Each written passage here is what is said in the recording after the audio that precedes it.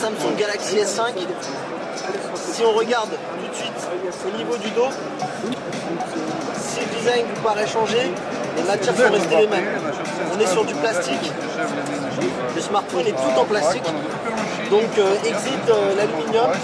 L'avantage c'est que le smartphone semble très léger.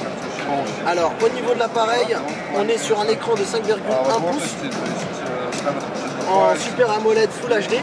Donc les rumeurs qui disaient qu'on aurait un écran 2K tombent à l'eau. On reste sur de la Full HD. Au niveau du tour du propriétaire, on a ici un port jack 3,5 mm. On a ici le port infrarouge pour la télé, comme ce qu'on avait sur le Galaxy S4. On a ici aussi la partie pour pouvoir enlever la batterie, la coque. On a le bouton power de ce côté-ci. En dessous, on a le port USB 3.0 et micro USB 3.0. Et on a ici les touches du volume plus ou moins.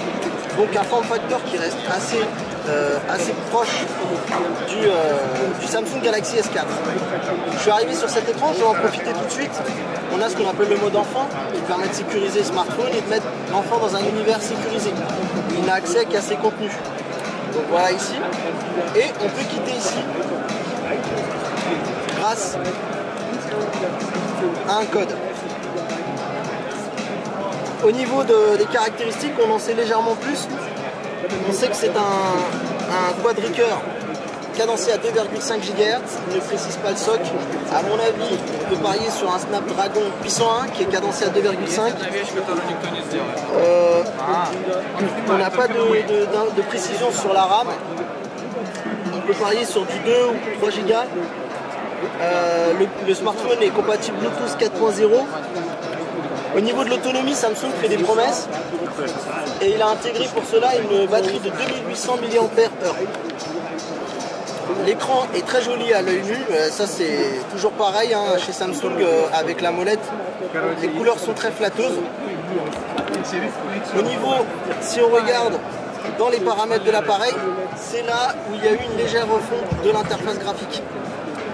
Parce que si vous regardez en revenant ici, TouchWiz n'a pas vraiment changé, il y a eu un design qui a été refait au niveau des icônes. Certains aimeront, certains aimeront pas, mais on reconnaît ce qui est clair tout de suite. TouchWiz, ça n'a pas changé.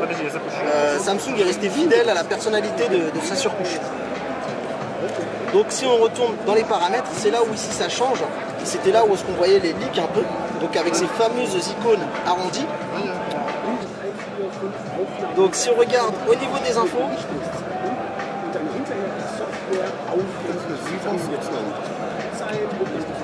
on a ici la confirmation que le smartphone sera livré en 4.4.2 en kit 4 hein. Au niveau de l'appareil. Regardons un peu ce que Samsung nous a réservé en termes de nouveautés. On a vu ensemble le Kids Mode. On voit qu'ici, c'est pas vraiment une nouveauté, c'est le Smart Remote qui permet de gérer les contenus de la télévision. Quelque chose qu'on le retrouve sur le Galaxy S4. Mais on a maintenant tout ce qui est le Galaxy Gear Fit Manager et le Gear Manager. On a à côté de nous la nouvelle Galaxy Gear Fit. Donc on va rapidement regarder ensemble quelques options qu'on peut régler ici. Et notamment si on fait juste un essai ensemble de changer la watch face. Donc vous voyez ici la watch face qui a été choisie. Je vais vous en choisir une autre.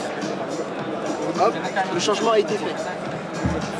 On reviendra un peu plus tard sur la Galaxy Gear Fit sur une autre vidéo. Si on regarde un peu au niveau des images, outre le fait des images un peu préparées, on vous montre un peu ce qui a été pris pendant notre absence.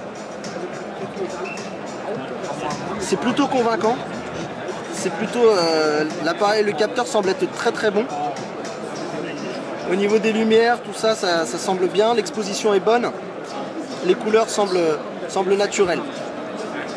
Si on regarde rapidement au niveau de la vidéo, donc ici on a quelqu'un qui s'est pris avec la caméra avant.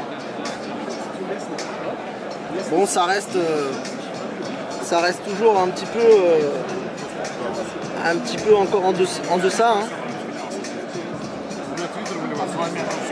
Et si on regarde ce qui a été pris à l'arrière,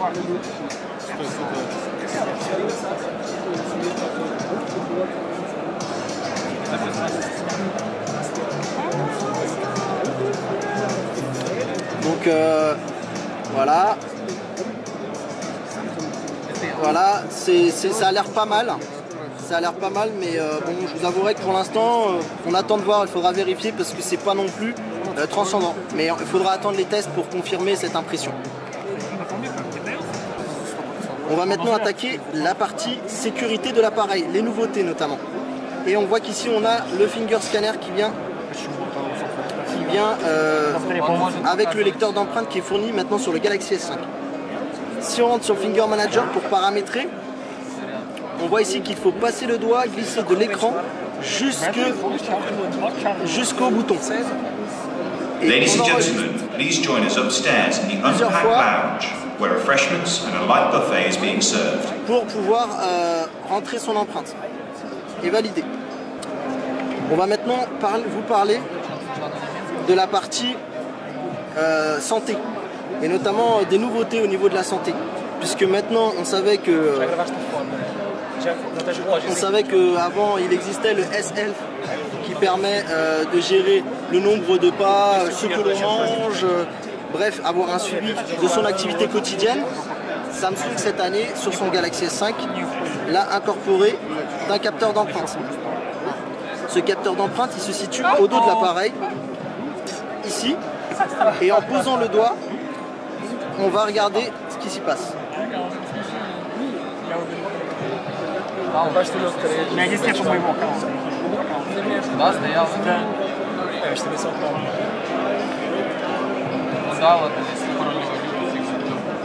Et voilà, on a mon rythme cardiaque ici. 101, j'espère que je suis pas en train de faire une crise. Bref, on verra bien. Voilà au niveau de la partie santé pour les nouveautés, puisqu'après on a le compteur de pas, etc.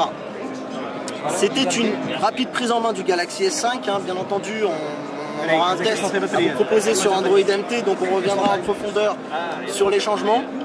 Il faudra bien ne pas hésiter à nous suivre pour avoir toutes les dernières infos sur ce Galaxy S5. C'était Mathieu pour Android MT. Merci.